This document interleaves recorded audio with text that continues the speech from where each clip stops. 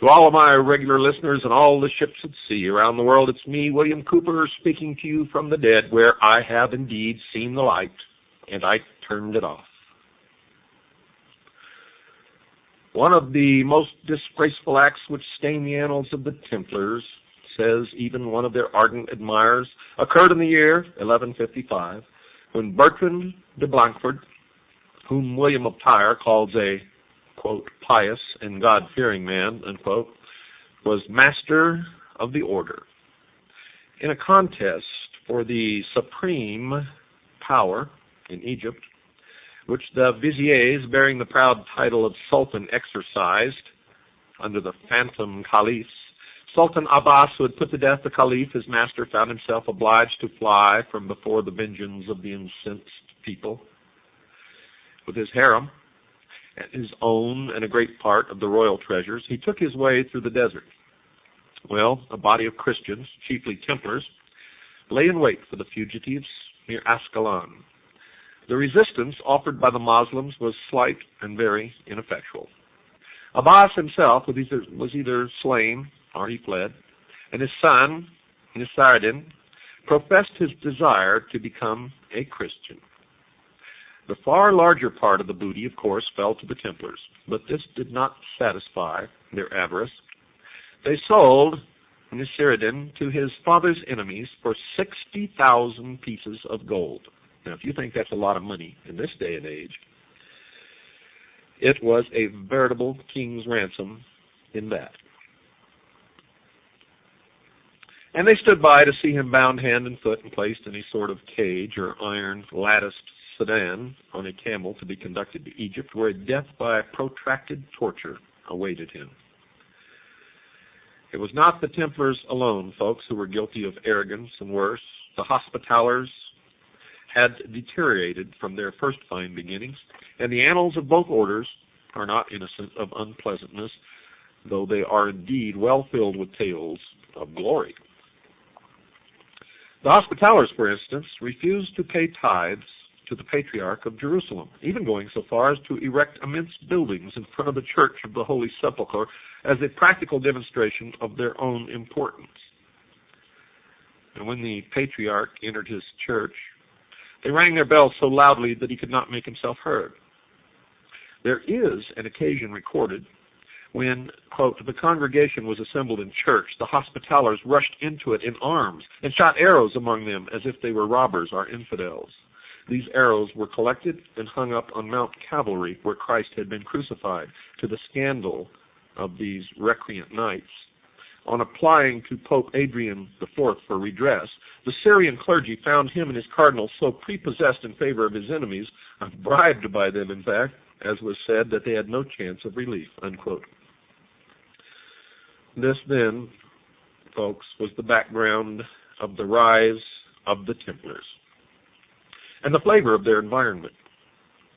Now, if one adds to these elements the fact that various very heterodox sects, Gnostic, Manichae, and the rest, still lurked in the Holy Land, together with a great deal of magic and superstition of every kind, then there is a possibility, to say the least, that the Templars were infected by it.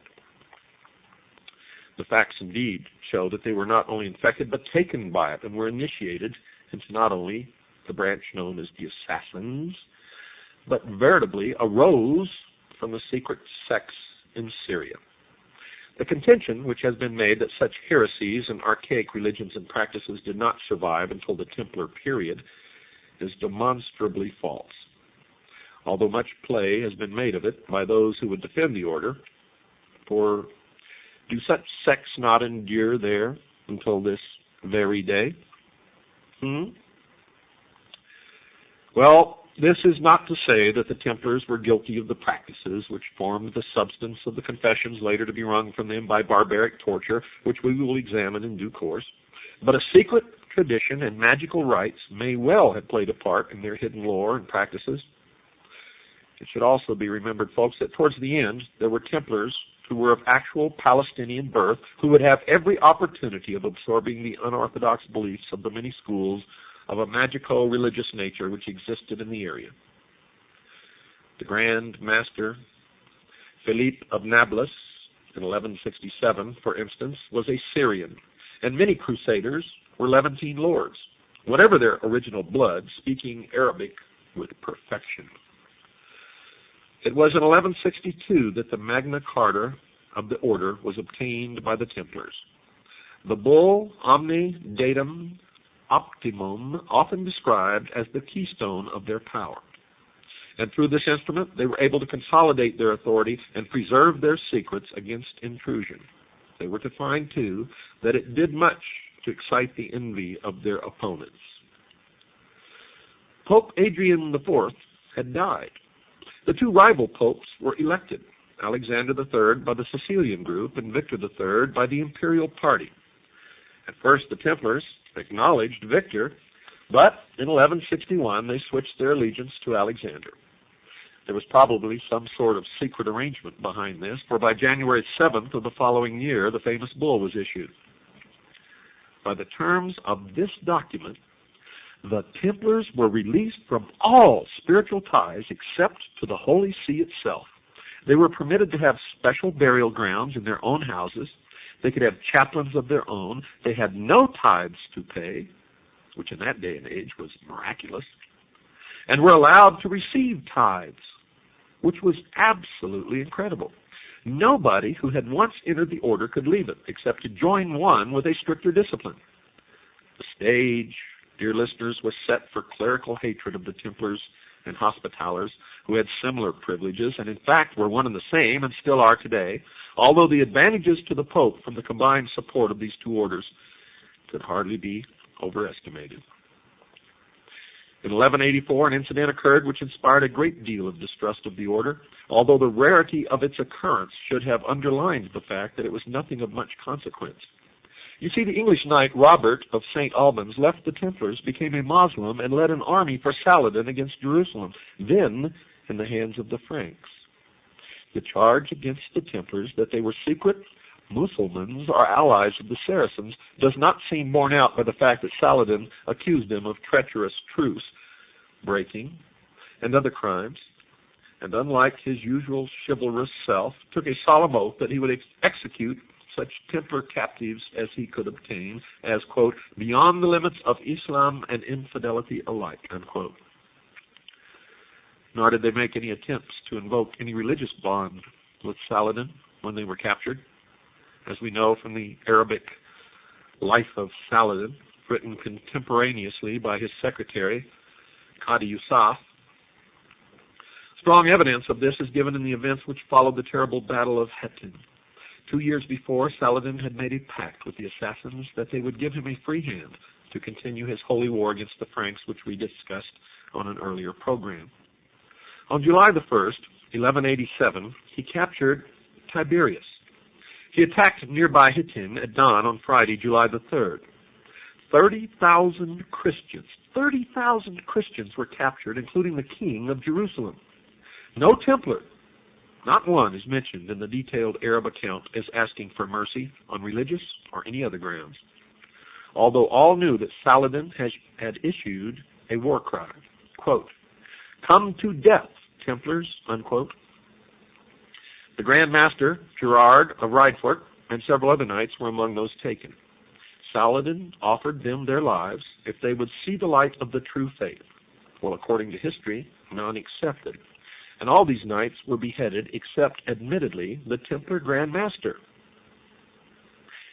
Could it be that he did accept the true faith, or the light of the true faith, as Saladin had put it? A non-Templar, Reginald of Chatillon, tried to invoke the sacred code of Arab hospitality, and other crusaders claimed that they were Muslims and were spared. None of them were Templars or Hospitaliters. Reginald and the Templars collectively were sentenced to death for breaking the truth and the war crime of killing unarmed pilgrims to Mecca. Arab accounts include only a few references which could be construed as indicating any collusion with the Christian army. One says that on the Friday at midday, and the battle lasted for 2 days, Sultan Saladin issued the attack cry to be passed along the Saracen host, quote, on for Islam, unquote, at which the striped banner of the Templars was raised. And the Emir Lion of the Faith said, "Are those Sultan Saladin Yusuf's allies of whom I have heard from the reconnaissance men?" Well, this cannot be regarded as anything at all conclusive. The only other reference is to a body of Templars who went over to the Saracen side and whose supposed descendants survive to this day as the Salabiya, which means Crusader tribe, in North Arabia. This engagement, folks, spelled the end of real Western power in Palestine for over 700 years, although it did stimulate the unsuccessful Third Crusade. Although the Templars and some other Crusaders were still in the Holy Land, they had lost almost all of their possessions there. But in the West lay the real seat of their power. At this time, their European possessions numbered over 7,000 estates and foundations. Although principally concentrated in France and England, they had extensive properties in Portugal, Castile, Leon, Scotland, and Ireland, Germany, Italy, and Sicily. When Jerusalem was lost, their headquarters were transferred to Paris. This building, like all their branch churches, was known as the Temple.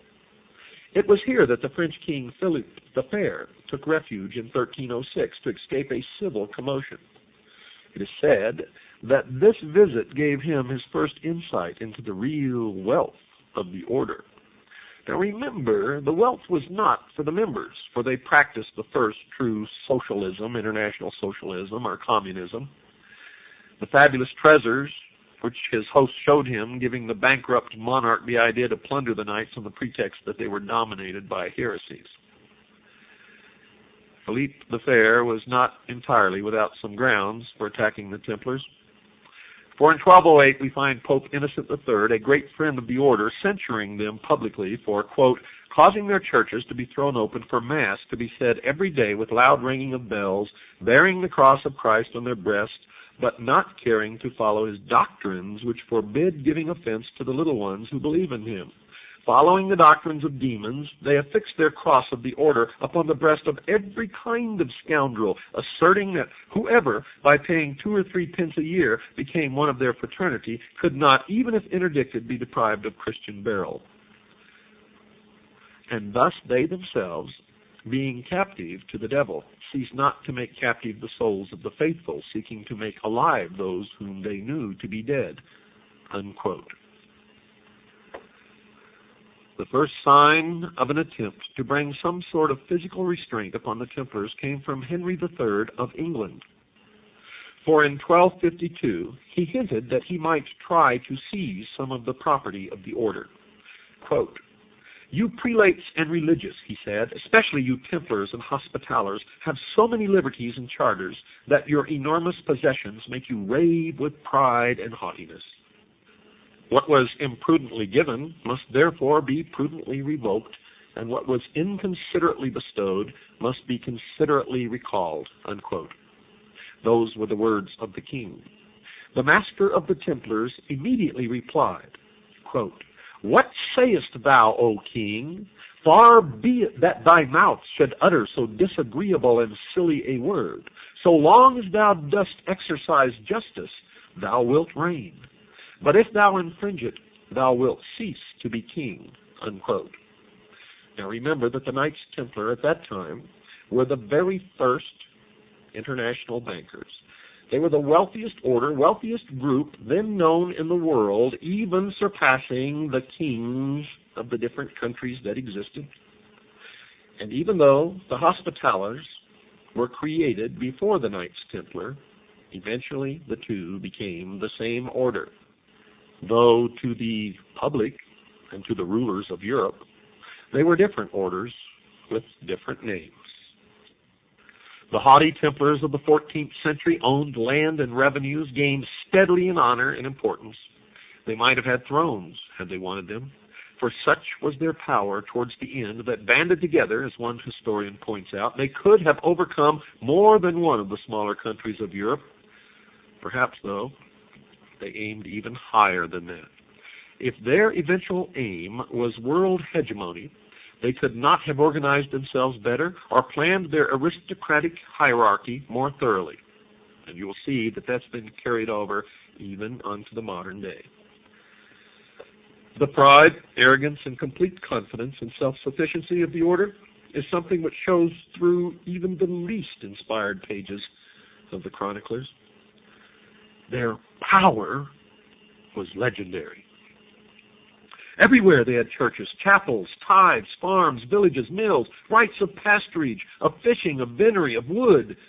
They had also in many places the right of holding annual fairs, which were managed, and the tolls received by some of the brethren of the nearest houses or by their donates or servants. The number of their preceptories is, by the most moderate computation, rated at 9,000. The annual income of the order, put at about 6 million pounds sterling, an unbelievable, unimaginable sum for those times. Masters of such a revenue descended from the noblest houses in Christendom, uniting in their purses the most esteemed secular and religious characters, regarded as the chosen champions of Christ and the flower of Christian knights. It was not possible for the Templars in such lax times as the 12th and 13th centuries to escape falling into the vices of extravagant luxury and overweening pride. The order, folks, when fully developed, was composed of several classes. Chiefly knights, chaplains and serving brothers. Affiliated were those who were attached to the order and worked for it and received its protection without taking its vows. And this affiliation was said to be derived from the Arab clientship association, analogous to blood brotherhood and tribal associations. A candidate for knighthood should prove that he was of a knightly family and entitled to the distinction. His father must have been a knight or eligible to become one. He had to prove beyond any doubt that he was born in wedlock. The reason for this last requirement was said to be not only religious. There was the possibility that a political head, such as a king or prince, might influence the order by managing to have one of his bastard sons enter it, later perhaps to rise to high rank therein, and finally attaching it to the service of his dominion. The candidate for initiation had to be unmarried and free from all obligations. He should have made no vow nor entered any other order. And he was not to be in debt. Eventually, the competition for admission was so great from eligible people that a very high fee was exacted from those who were to be monk warriors of the temple. All candidates were to be knighted before entry into the order. But the period of probation, which was originally demanded, was before very long entirely abolished. No young man could be admitted until he was 21 years of age, because he was to be a soldier as well as a monk, and this was the minimum age at which he could bear arms. When a new knight was admitted to the order, the ceremony was held in secret. This fact and persistent rumors caused the belief that certain ceremonies and tenets were put into practice which deviated more than a little from the rituals of the church. The ceremony was held in one of the order's chapels in the presence of the assembled chapter alone. The master or the prior, who took his place in chapels other than those at which he was present, opened the proceedings. Quote, "Beloved brethren, ye see that the majority are agreed to receive this man as a brother. If there be any among you who knows anything of him on account of which he cannot lawfully become a brother, let him say it. For it is better that this should be signified beforehand than after he is brought before us." Unquote. And if no objection was lodged, the aspirant was sent to a small room with 2 or 3 experienced knights to coach him in what he had to know. Quote, "Brother, are you desirous of being associated with the order?" Unquote. If he agreed, they would dwell upon the trials and rigors of being a Templar. They would prepare him for initiation. He had to reply that for the sake of God he was willing to undergo anything and remain in the order for life. They asked him if he had a wife or was betrothed, and he made vows to any other order. Did he owe money more than he could pay? Was he of sound mind and body? Was he the servant of any person? Well, after satisfactory answers, the result was passed to the master. The assembled company was then asked again if they knew anything that might disqualify him, and if none objected, they were asked, "Are you willing that he should be brought in God's name?" The knights answered, quote, "Let him be brought in God's name," unquote. He was now again asked by his sponsors if he still desired to enter the order. Receiving an affirmative reply, they led him to the chapter, where he folded his hands and flung himself upon his knees. Quote, "Sir, I am come before God and before you for the sake of God and our dear Lady to admit me into your society and the good deeds of the order as one who will be all his life long the servant and slave of the order." Unquote. "Beloved brother," answered the receptor, "you are desirous of a great matter, for you see nothing but the outward shell of our order." Now let me repeat that again in case you weren't listening, folks. "Beloved brother," answered the receptor, "you are desirous of a great matter, for you see nothing but the outward shell of our order. It is only the outward shell when you see that we have fine horses and rich comparisons, that we eat and drink well and are splendidly clothed. From this you conclude that you will be well off with us, but you know not the rigorous maxims which are in our interior. For it is a hard matter for you, who are your own master, to become the servant of another. You will hardly be able to perform in future what you wish yourself. For when you may wish to be on this side of the sea, you will be sent to the other side. When you will wish to be in Acre, you will be sent to the district of Antioch, to Tripolis, or to Armenia, or you will be sent to Apulia, to Sicily, or to Lombardy, or to Burgundy, France, England, or any other country where we have houses and possessions, where we wish you to do our will." Further, he says, "When you will wish to sleep, you will be ordered to watch. When you will wish to watch, then you will be ordered to go to bed. When you will wish to eat, then you will be ordered to do something else. And as both we and you might suffer great inconvenience from what you have mayhap concealed from us, look here on the holy evangelists and the word of God, and answer the truth to the questions which we shall put to you. For if you lie, you will be perjured and may be expelled the order from which God keep you." Unquote. Now all the former questions were asked on Holy Writ. If the answers proved acceptable, the receptor continued. Quote, "Beloved brother, take good care that you have spoken the truth to us, for should you have spoken false on any one point, you might be put out of the order from which God keep you. Now, beloved brother, attend strictly to what we shall say unto you. Do you promise to God and to our dear Lady Mary to be all your life long obedient to the master of the temple and to the prior who shall be set over you?" Unquote. And the initiate answers with, "Yea, sir, with the help of God." Again he is asked, "Do you promise to God and to our dear Lady Mary to live chaste of your body all your life long?" He answers, "Yea, sir, with the help of God." And he's again asked, "Do you promise to God and to our dear Lady Mary to observe all your life long the laudable manners and customs of our order, both those which are already in use and those which the master and knights may add?" And he answers, "Yea, sir, with the help of God." And then he's asked, "Do you promise to God and to our dear Lady Mary that you will, with the strength and powers which God has bestowed on you, help as long as you live to conquer the holy land of Jerusalem, and that you will with all your strength aid to keep and guard that which the Christians possess?" And he answers, "Yea, sir, with the help of God." And he's asked, "Do you promise to God and to our dear Lady Mary never to hold this or leave this order for stronger or weaker, for better or worse, than with the permission of the master or the chapter which has the authority?" And he answers, "Yea, sir, with the help of God."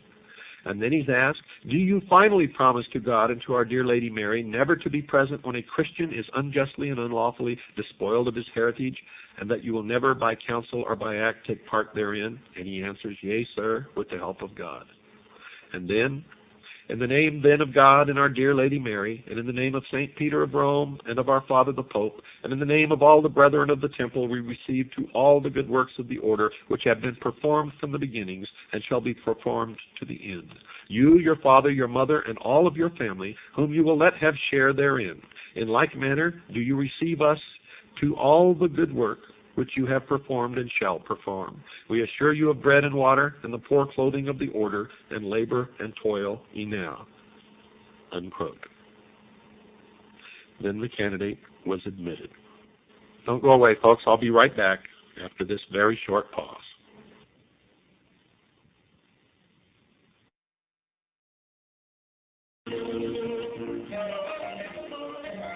With a joyous celebration, the candidate was admitted. The white mantle with its red cross was placed by the master over the neck of the candidate and clasped firmly by him. The chaplain recited the 132nd Psalm and the prayer of the Holy Ghost, and each brother repeated a paternoster. Then the master and the chaplain kissed the new entrant on the mouth. As he sat down before the master, the latter delivered him a sermon on his duties. Knights were equipped more lightly than other crusaders and were issued with shield, sword, lance, and mace. They were allocated 3 horses each, not one with 2 knights riding, but 3 horses each, plus an esquire who was either a serving brother or a layman, perhaps a youth from a noble family anxious to become a knight in his own turn. Retired knights were looked after by the order, became counselors at meetings, and were eventually buried in coffins in their Templar habit with the legs crossed. Many Templar gravestones show the knight with his feet upon a dog, but most show the crossed thigh bones and the skull, known as the skull and bones. The same skull and bones as the Russell Trust, the Brotherhood of Death at Yale, and the same skull and bones displayed upon the flag of the pirates. It was Philip the Fair of France, bankrupt and fearful of the growing power of the warriors of the temple, who laid the conspiracy for the suppression of the order for all time. It has been hinted that Philip had some forewarning that a plot against the throne was afoot, that the Templars, frustrated in their attempts to win back the Holy Land, were about to turn upon Pope and King alike and try to overcome all Christendom. And believe it or not, that's closer to the truth than anything that you have ever heard about the Templars. In 1305, Pope Clement had been crowned through the assistance of the French king and was actually under the control of the French king, and Philip was ready to bring all the power of church and state against the Knights of the Temple.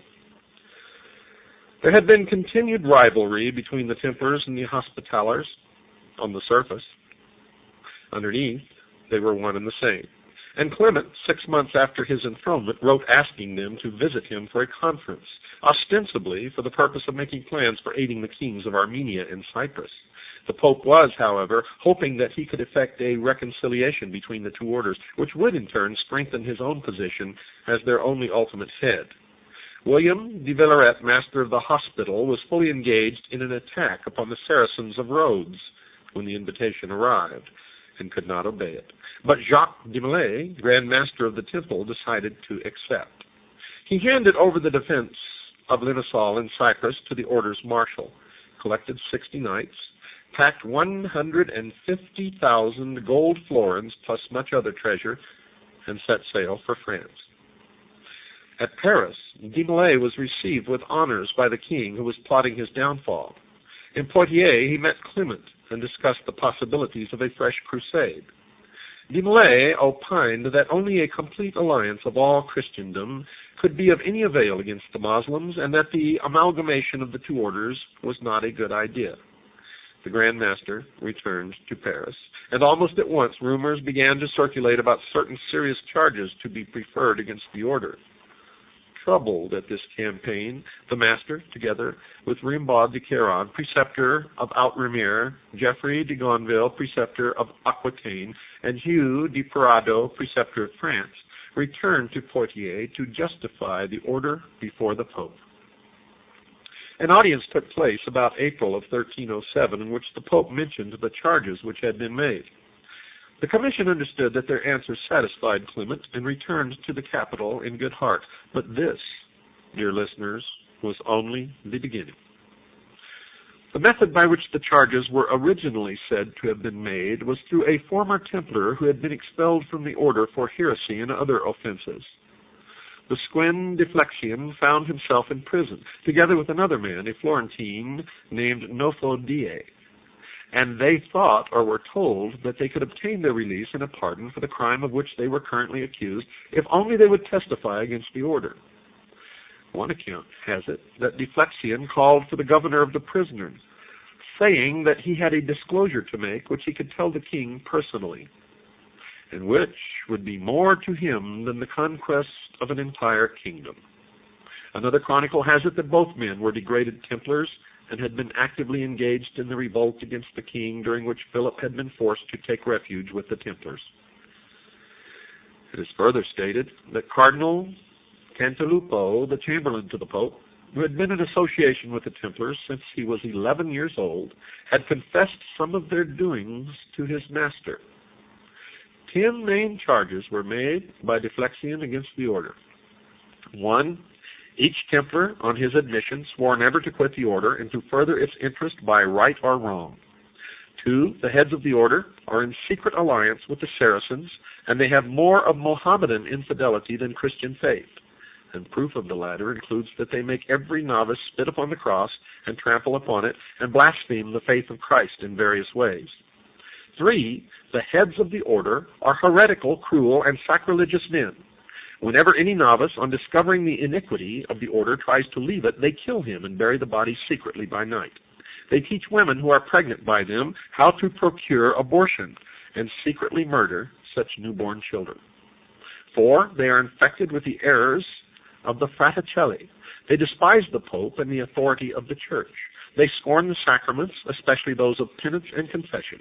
They pretend to comply with the rites of the Church simply to avoid detection. 5. The superiors are addicted to the most infamous excesses of debauchery. If anyone expresses his repugnance to this, he is punished by perpetual captivity. 6.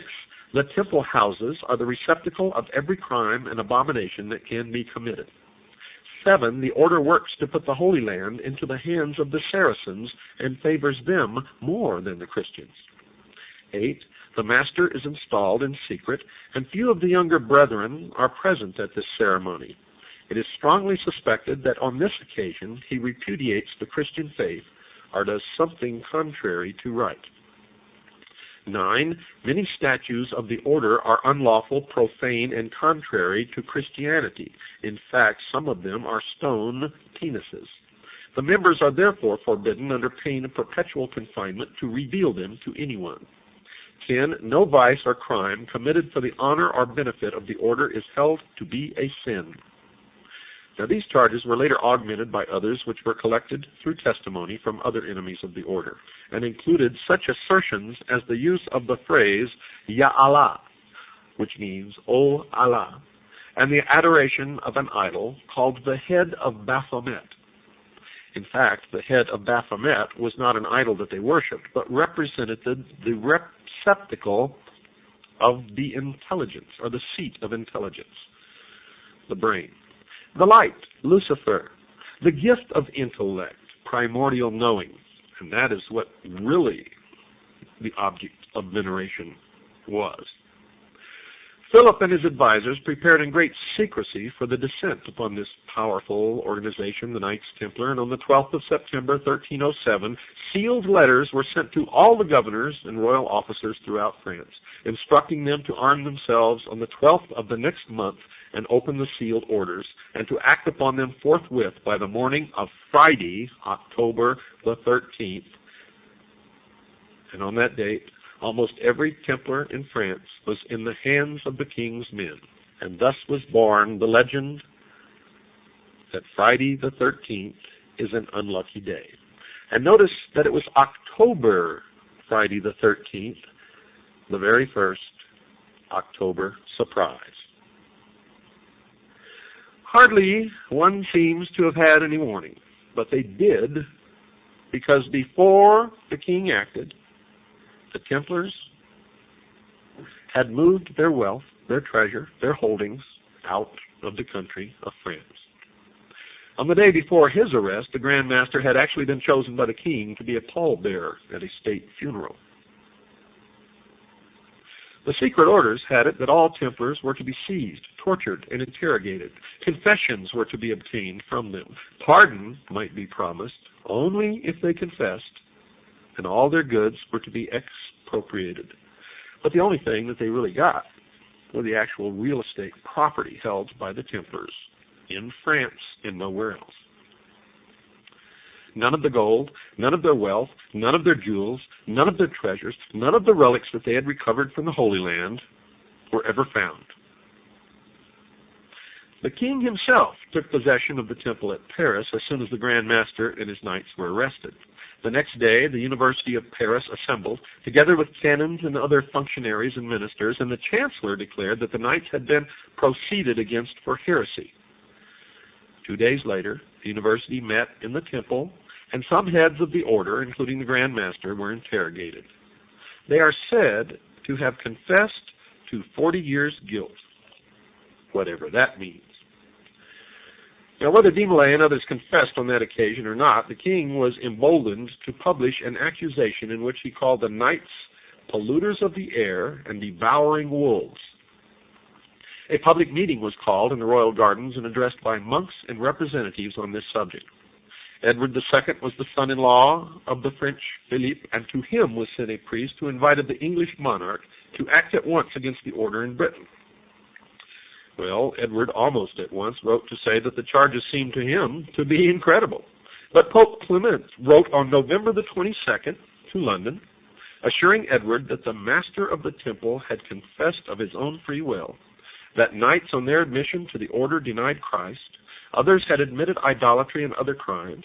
He therefore called upon the King of England to arrest all Templars within his domains and to place their lands and goods in custody until their guilt or innocence should be ascertained. He condemned them to torture by the Dominican monks under the Inquisition until they confessed their guilt or were dead. Now notice the date, folks. November the 22nd in the year 1307. That's a significant date in our history and has direct bearing, as you will see, many hours down the line. Or you can see right now, if you attend my lecture in San Diego on March the 15th at 8 p.m. at the, let me see here, where is it at? At the Lafayette Hotel, 2223 El Cajon Boulevard, San Diego, Monday, March 15th, 8 p.m. Or you can call Stan and find out how to order our tape, The Sacrificed King, or my Atlanta lecture, which is over 7 hours long, including all of the Kennedy material. I bet you knew I was talking about Kennedy's assassination, didn't you? Well, this has direct bearing, as you shall see, eventually. Eventually you shall know what it all means. You'll be able to put it all together. Before the King of England received this missive, he seems to have been sorely troubled by the allegations. He wrote on November the 26th to the Seneschal of Agen asking about the charges. On the 4th of December, he wrote to the kings of Portugal, Castile, Aragon, and Sicily asking, quote, what they had heard, and adding that he had given no credit to it, unquote. He wrote to the Pope himself on December the 10th, expressing disbelief of what the French king said and begging His Holiness to institute an inquiry. Well, folks, by December the 15th, when the papal bull arrived, Edward felt he must act upon it without question. On December the 26th, he wrote to the Pope that his orders would be obeyed, but in the interim, Edward had sent word to Wales, Scotland, and Ireland that the Templars were all to be seized, as in England, but they were to be treated with kindness. On October the 19th, less than a week after they had been arrested in France, 140 prisoners were being tortured by the Dominican imbert in the Paris temple. Promises and the rack produced many confessions. 36 of the examinees died during these proceedings. Throughout France, the racks worked overtime and the confessions poured forth. Many good men were crippled for the rest of their life. Many of these were contradictory and confused, and perhaps there is little wonder of that. How many of you could resist even for 5 minutes the tortures of the medieval Inquisition? The Pope now seemed a little uneasy at the arbitrary methods which were being employed. Philippe wrote sharply to him saying that he, the king, was doing God's work and rendered accounts to God alone. He offered to turn over all the goods of the Templars to the service of the Holy Land. Clement, still a weakling, merely stipulated that the inquisitions of each bishop should be confirmed by a provincial council, and that the examination of the heads of the order should be reserved to himself. Now we hear a constant succession of confessions and retractions, Allegations that the heads of the order confessed completely and spontaneously to the Pope himself. The Pope himself, for some unexplained reason, folks, tried to escape to Bordeaux, but was stopped by the king. Now, he was the monarch's captive as well as his creation. Detailed confessions of individual Templars have been kept on record, many of them undoubtedly obtained by extreme racking and other tortures. The Templars, who were prepared to defend the order in court, were brought to Paris, to the number of 546, deprived of their knightly habits and the sacraments of the church. They had no means to acquire defense counsel. Their numbers rose to 900, and now they clamored for the presence of the Grand Master, who was held elsewhere. An act of accusation in the name of the Pope was drawn up, and 75 Templars drew up the defense. The accusation had it now that, quote, at the time of their reception, they were made to deny God, Christ, the Virgin, etc., and in particular to declare that Christ was not the true God, but a false prophet who had been crucified for his own crimes and not for the redemption of the world. They spat and trampled upon the cross, especially on Good Friday. They worshipped a cat, which sometimes appeared in their chapters. Their priests, when celebrating Mass, did not pronounce the words of consecration. They believed that their master could absolve them from their sins. They were told at their reception that they might abandon themselves to all kinds of licentiousness. They had idols in all their provinces, some with 3 faces, some with 1. They worshipped these idols in their chapters, believed that they could save them, regarded them as the givers of wealth to the order and of fertility to the earth. They touched them with cords which they afterward tied around their own bodies underneath their robes, and that is still practiced today by Freemasons and by the Mormon Church. Those who at the time of their reception would not comply with these practices were put to death or imprisoned. The reply of the Templars denied every charge and stated that they had been subjected to every kind of illegality since their arrest.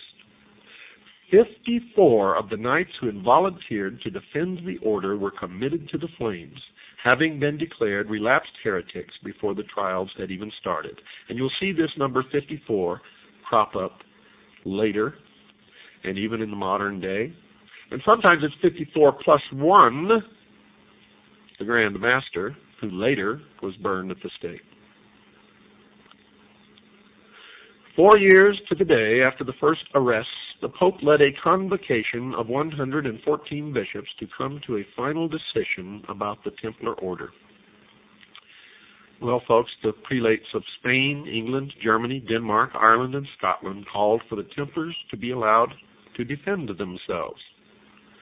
The Pope retorted by closing the session almost at once. He would not hear of it. Out of 1,500 to 2,000 Templars who were in hiding in the vicinity, 9 knights actually came forward to testify for the order. The Pope doubled his guard and sent a message to the king to do the same. As there was still danger from the hidden knights, they were not heard. Only 1 Italian prelate and 3 French ones voted to prevent the order from putting in its defense. Now Philippe, deciding that something should be done to hasten affairs, set off for Venice in the conference. His arrival had an electric effect. On his sole authority, the Pope almost immediately abolished the order in a secret consistory. And this was on March the 22nd in the year 1313. And 1313 plays a significant number later on, as that was a famous address in New Orleans, as some of you may remember. On May the 2nd, when the bull was published, the order ceased officially to exist. The Grand Master, assumed but not proved to be guilty, was sentenced to perpetual imprisonment. Most of the other knights were released, and many of these passed their remaining days in poverty. DeMolay and one of his chiefs, Guy of Auvergne, pronounced or proclaimed their innocence on the public stage to which they had been taken to have sentence announced. The king, upon hearing them recant their confession, immediately had them committed to the flames. And some say that while he was being burned at the stake, that DeMolay cursed both the Pope and the King of France, stating that within a certain short period of time he would meet them he would meet them in another life in front of God, who would judge them for their crimes. And believe it or not, folks, well within the period of time, which was not very long, both the Pope and the King of France were dead, and I'm sure joined Jacques DeMolay in front of God for their final judgment. We are in no way finished with the story of the Knights Templar. But until tomorrow night, good night, and God bless each and every one of you. Go ahead.